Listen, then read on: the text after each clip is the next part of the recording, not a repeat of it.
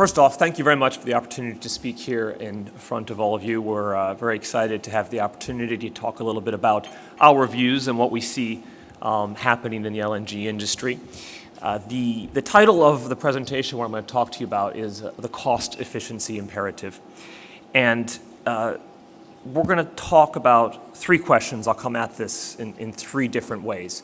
First, I'll start talking a little bit about how we see the dynamics, supply, demand, and what we think is happening, or is going to happen in terms of cost pressures. Secondly, we'll talk about how well we see the current pipeline of projects positioned against that. And then third, I'll talk a little bit about what possibly you can learn from other industries. Now, I'll offer these thoughts in all humility. I'm conscious I'm speaking to some of the leading experts in the industry and folks who know quite a bit about this themselves. So this is a lot of analysis we've done working with our clients. We work with probably 70 to 80% of the producers and the project owners on the LNG side. And these are the patterns that we've seen across those players and we've seen based on our data analyses. So I offer them for discussion. And as we go, please do let me know if you have questions. So let's see how this works. There we go. With a little bit of historical perspective. As all of you are aware, the historical growth of LNG has been very, very strong, has been robust. We've seen it growing at about 3.3 times in the past 25 years, 3.3 times the rate of growth in the primary energy demand, and about 2.7 times the rate of growth of gas itself. So LNG has been a very attractive growth market. And if you look at the demand projections going forward, even in the base case, you're seeing about above 5% growth year on year. However, there is a significant range of uncertainty around that. So we heard this morning from Sir Philip and his very interesting presentation about some of the uncertainty here in Europe. We see uncertainty around the world. I've listed out three of the most, what we find, factors that will lead to some of that uncertainty. First off is in the power generation space, and what we see there, particularly in the emerging economies and industrial consumption, with a lot of competition, particularly as you look at substitution economics and what will happen in the new builds going forward. I'll come back to that point a little bit later because for us, this is where the cost equation actually has a circular effect and can lead to some of the more interesting demand opportunities if costs can come down. Secondly, we're well aware of the impact and the importance of India and China. I think there's a lot of uncertainty about how quickly gas growth and LNG growth there will happen. However, the projections that we have show that the share of LNG is going to grow to about 25% of the world demand if you just look at India and China. And then finally, there's a big set of uncertainty around some of the domestic gas developments, particularly as relates to unconventionals and shale in places like China. So all of that creates a significant range of demand growth. Now, the picture gets interesting if you layer supply on top of this, and I know many of you will have your own supply scenarios. BCG has put together three of those, the low supply scenario on the left, and in the middle, the reference case on the far right, the high supply scenario. I won't go into all the details of what's in here, but I do want to highlight two things. First off, that in the reference and high supply scenario, that as of about 2017 and onward into 2023-24, we see potential for significant oversupply of LNG. It's based on bottom-up builds of the projects that we see in the pipeline today, those that have FID or that are proposed. Now, perhaps some of those won't come to fruition. There may be a circular feedback mechanism with the market, but nonetheless, under the reference and the high case scenario on supply, we see the potential for an overhang of LNG. Regardless of which of these scenarios you actually believe, what we believe is that suppliers need to step back and take a look at what they would do to play into various scenarios. So what's going on here? Well, we see three eras of LNG. You're probably very familiar with all of these. Leading up to 96, we saw an era which was really dominated by large established players, monopoly buyers. Price was a little bit less important then because you could pass the price on to the end consumer and there was very little choice. In the second era, leading up to 2015, we saw a lot more price competition. We saw the rise of liberalized markets in EU and in the US. We saw hubs and indices coming to play. And what that led to is more competition on the pricing side and more flexible contracts demanded. Going forward now in this third era, we would see that liberalization spreading to the Asian markets. You're probably all aware of Japan and Korea's partially liberalized markets by 2020. We see that leading to increased price pressure, and we see that leading to an appetite for less long-term contracts. You could debate when and how that'll come to play, but that's the impact we see. What contractual structures do we see coming to play? Well, the pieces in green, I think, are the traditional contractual structures that have become stronger and stronger over the years around competitive pricing, which I already mentioned, some table stakes around security of supply and LNG quality, and some destination flexibility. Going forward, shorter duration of contracts, more volume flexibility, particularly to address such as seasonality, et cetera. Buyers looking to invest in equity LNG, looking for flexible structures. Variety of pricing industries, and potentially it's more hybridization of the pricing as opposed to just index, but also spot indexation. These phenomena are not brand new. As a matter of fact, if you look over the last 10 years, 9 to 10 years, you'll see that actually contract duration has come down significantly year on year. Go back to 2008. It was up near 20 years, and the average contract duration now in 2016 is below 10 years, coming down at 10% year on year. Average contract volume, going back to 2008, above 2 million tons per annum, average contract volume. In 2016, the average contract volume was below 1. So both factors already in play. We see that downward trend continuing. And then finally, on the far right, I think a very interesting chart. So this shows investment grade of the buyers of LNG. And if you look, the green and the dark gray, that's A and B rated, so investment grade ratings. Up until about 2014, you saw upwards of 90%, 95% of all buyers having investment grade. If you look at the 2016 data, you see about 50% of those having non-investment grade. So the way that producers need to sell into the markets and the way that buyers are buying, you see more fragmented, smaller, less established companies, and you see a significant increase in credit rating, which will affect some of the projects that can go forward. So this is a cost curve, and what we've done is we've just simply looked at the pieces in the green on the left-hand side. This is the cost curve of existing LNG projects that are out there today, schemes that are in place or that have gone through FID. The pieces on the right are the ones that are proposed, that are in the pipeline. And we've just put a cost corridor around this of, let's say, equivalent to $50 to $70 of Brent. And our belief is that at today's prices, something like half of these projects are out of the money in terms of their cost structure.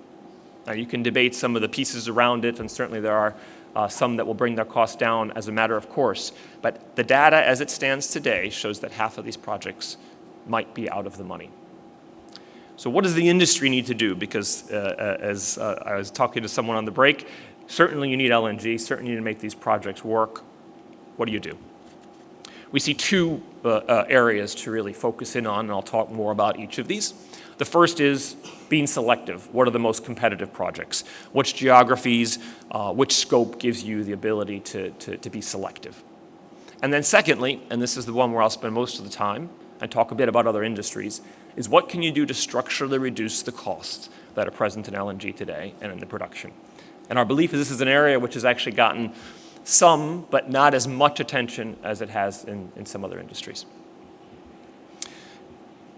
And why do we think that? Well, a few things. We believe that most or many of the LNG projects today are still one of a kind, very limited standardization between them.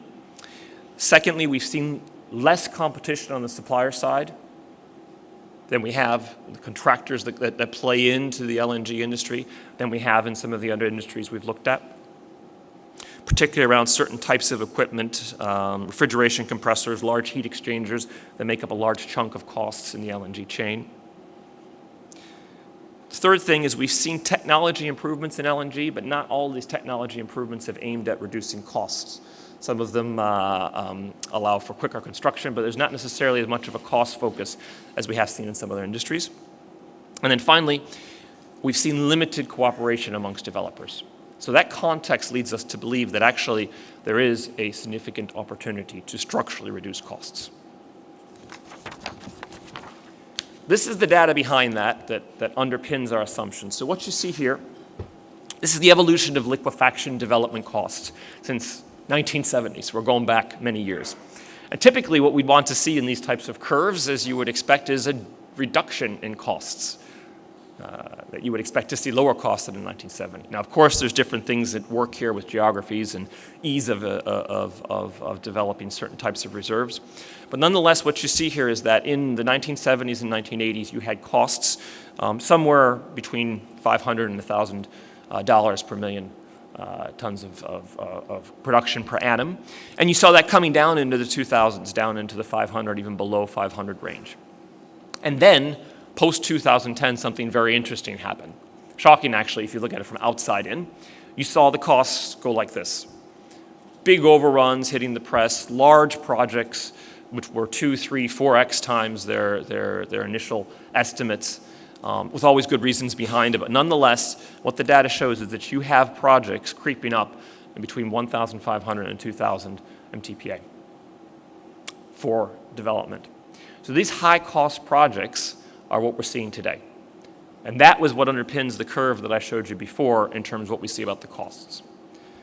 We believe that can be addressed. So the very simple 2x2, as you might expect from BCG, two real decisions to make here. What geographies you develop and what project scope. Geographies drive, as we all know, questions around accessibility, labor, cost of exchange rates, remote locations requiring significant infrastructure, developments, et cetera. So there's a geographic choice to be made there. And then there's clearly a brownfield versus greenfield choice. You can double your cost if you go into greenfield. So if the opportunity to develop brownfield, clearly that makes a lot more sense. And really, greenfield projects in difficult geographies, they'll have to make the biggest efforts. We put a question mark there. Will they go forward? Well, question to be seen. Maybe they will. So I'm going to talk to you about 4 industries. The question we raised is, what can you learn from other industries? I'm going to talk quickly about shale, where we all know the story that has been quite interesting in the US in terms of costs. Secondly, I'm going to talk to you a little bit about E&P, which is very close to home for the LNG industry. Third, I'll briefly mention power, and then finally finish on one of the oldest industries. I'll talk about steel a bit.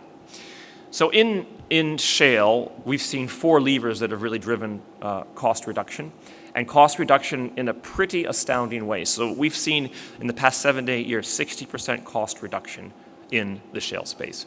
What have they done? They've looked at sourcing, much closer collaboration with suppliers, low-cost country sourcing. They've looked at design. Tremendous amount of standardization has gone on compared to what started out in the shale industry. We looked at lean execution. I'll talk to you some more about that. And finally, they focused on innovation. And what I'd say is continuous innovation on an ongoing basis that has helped them reduce costs quite a bit. So this chart shows an illustration of the first lever, sourcing. And what it shows is the category reduction across a number of different categories that they've achieved. Pretty impressive. So the categories in green, the drilling and the pressure pumping, are some of the biggest categories out there. And they've seen reductions of upwards of 20% and sometimes up to 40% in terms of the pressure pumping.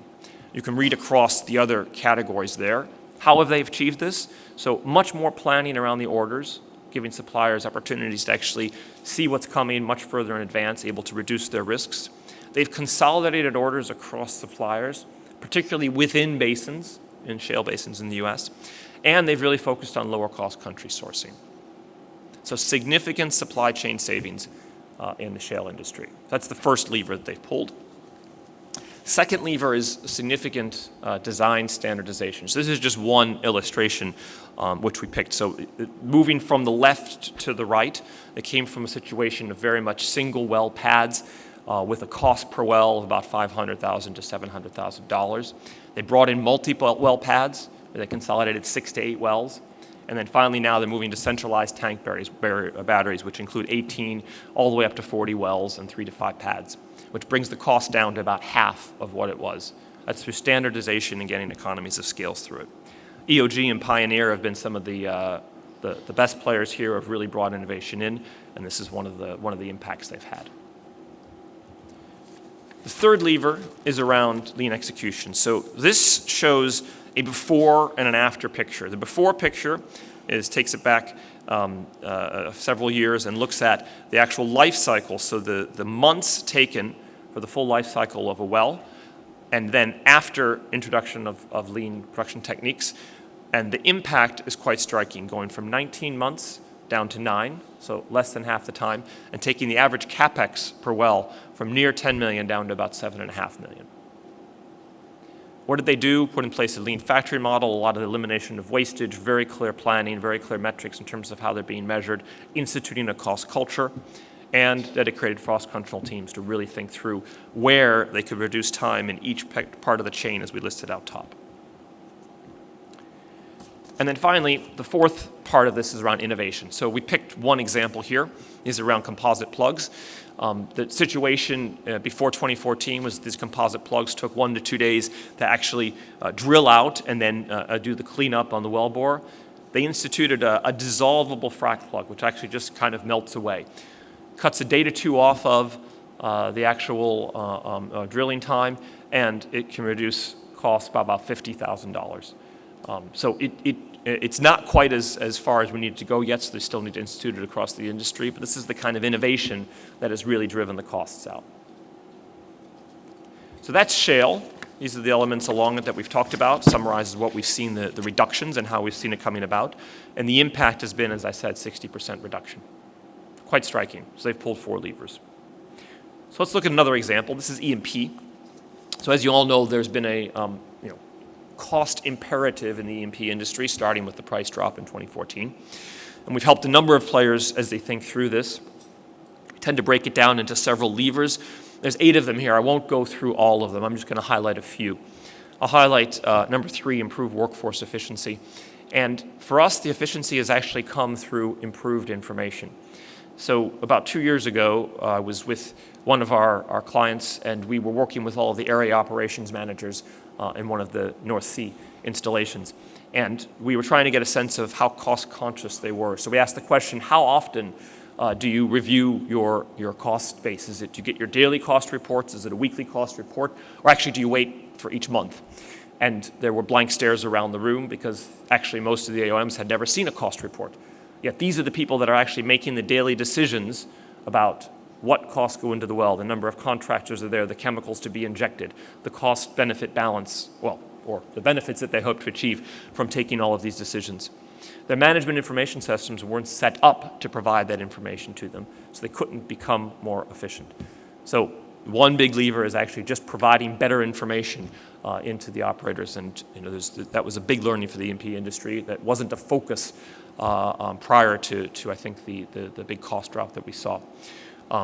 Number 7, greater cooperation with other industry players. This is something I mentioned earlier on the shale side as well. Really thinking about how you can have a longer-term relationship with the oil field services suppliers, the contractors in the industry, and give them more certainty of supply so they can bring down some of the costs and some of the risks that they have in the chain as well. Number 6, it seems like a fairly obvious lever to pull, optimization of all the logistics, whether it be aviation, trucking, marine. This has been a huge lever. Costs have come out by up to 40%, if you consider the energy costs and the time costs and the cost of the equipment itself, all through very simple algorithms that optimize logistics, things that were done previously on more of an ad hoc basis. And then finally, I'll highlight number 8 as well, some very simple things around streamlining the overhead, thinking about real estate, thinking about warehousing, thinking about the inventory that sits in them, and the support costs that underpin them. Actually, I want to mention one more, maintenance optimization. If you look at the automotive industry or the aerospace industry, they have taken huge strides over the years to optimize maintenance. E&P in the past few years has really learned a lot from them, thinking more about the balance between predictive maintenance and corrective maintenance. and thinking more about the links that the maintenance programs have to their uptime, which was a linkage that was very difficult to make in the past and they're making more of now. So these are all the levers that we've seen and potential things to think about in LNG as well. Two other quick examples. One, power. So this is actually an example from the German power market.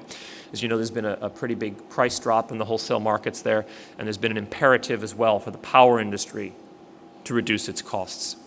Before 2011, this is one operator with 14 different plants across Germany. Their costs were around 70 euros per kilowatt hour.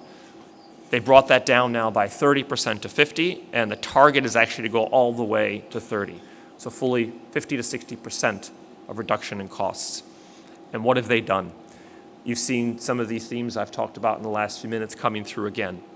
Value-based maintenance, really thinking about focusing their maintenance spend in the areas that will most impact or reduce the amount of downtime. Insourcing some of the expensive services that contractors were bidding them for. And a little bit counterintuitive at times, instead of moving from outsourcing, moving to insourcing things they can do better in-house. And then balanced at the bottom by things like factor costs, so thinking about where they can nearshore or offshore some of their activities. And then, of course, the lean factory model that I've been talking about before. So power has come a long way as well. And then finally, the fourth industry we chose as an example is steel. So one of the oldest industries out there. If you scroll back to 1960, you saw them having about 100 tons of steel produced per employee. If you scroll forward now to 2010 and beyond, you see something above 500. That achievement has not been at any one point in time, it's through continuous improvement. And the reason we chose this is to just demonstrate even some of the oldest industries out there, through continuous improvement techniques, can continue to improve. And it's many of the same things I've been talking about: new technology introductions, lean production, lower cost country production, factor costs, etc. Learnings for LNG. What do we see today? What do we think could be important going forward? So first off, as I talked about, status quo, we see a lot of multiple one-in-a-kind projects. Going forward, we think there's much more opportunity for more modularized, standardized approaches and actually achieving more economies of scale. Secondly, on the component supplies, we think that several of them are subject to monopoly or perhaps oligopoly, certain suppliers supplying all of the components into that particular part of the chain. We think that competition within the chain can actually drive the cost down quite a bit, especially some of the key components that I mentioned before: refrigeration compressors, large heat exchangers. Those have very limited supplier bases today. Establishing a larger supplier base can only benefit the industry overall. Technology improvements, really thinking beyond scale and thermal efficiency, thinking about the technology agenda in terms of what are the current technology costs, where do most of them sit, what reduction potential is there, getting this balance right between CapEx and OpEx efficiency, and then thinking about standardization versus scale. Fourth one is around limited cooperation among developers, even when they are next door to one another potentially. And so we see a lot of opportunity there for design and construction across operators, shared use of facilities, shared use of logistics, which is something the E&P industry is moving toward as well. And then finally, a full focus on project execution, so thinking of lean approaches along the chain and within each particular component of the chain. We can see this one having alone up to a 30% impact, with clear targets, KPIs to measure them, and a real focus on a cost culture. And that cost culture piece, I think, is something which I didn't list specifically here, but for me is a very important piece. That cost culture is a really important one in E&P, it's been an important one in shale, and it has made a huge difference over the past several years. So when you look at this, you may say, well, thank you, Maurice, thanks, BCG, but is any of this really true beyond theory? It's very easy to talk about all these levers and say you can get a significant cost reduction, but it's all just theory. Or is it? And I think the answer I would give is actually it's a lot more than theory. This is a project, I can't give you too much details about where, but this is underway now and is coming out with the following results. So what you see here, I'll let you read through the different levers of production, plant costs that are down, upstream costs that are down, other costs that are down, but significant reductions along the chain. Each of these levers have a different impact, but overall, the impact of reduction before and after is 25%. And this was a project that I think was already in a fairly good cost position on the curve that I showed you earlier. And some of these are actually self-reinforcing. You get a double whammy. So on plant cost, the energy efficiency lever, 10 to 20%. Well, that's of course reducing the numerator, lower costs, but it's also increasing the denominator, more gas production. So some of these levers are very attractive, more important than others, and something which is doesn't come out here, but quite interesting to think about. You get a double whammy on some of them. You get quite a bit of interesting cost reduction and even increased production. So I'm going to stop there. I think the messages for us are pretty clear. We believe that there will be a benefit for those LNG producers that can be on the left-hand side of the cost curve. We believe there's going to be a bit more LNG out there potentially than the markets will absorb. So being in that position can only be beneficial. We've seen a lot of other industries reducing their costs. We think the the LNG industry can do the same. And when you do apply the levers that we've just talked about, we find the results are striking. So I'm going to stop there. Thank you very much for your attention. Thanks again for the invitation. It's been a pleasure to be here.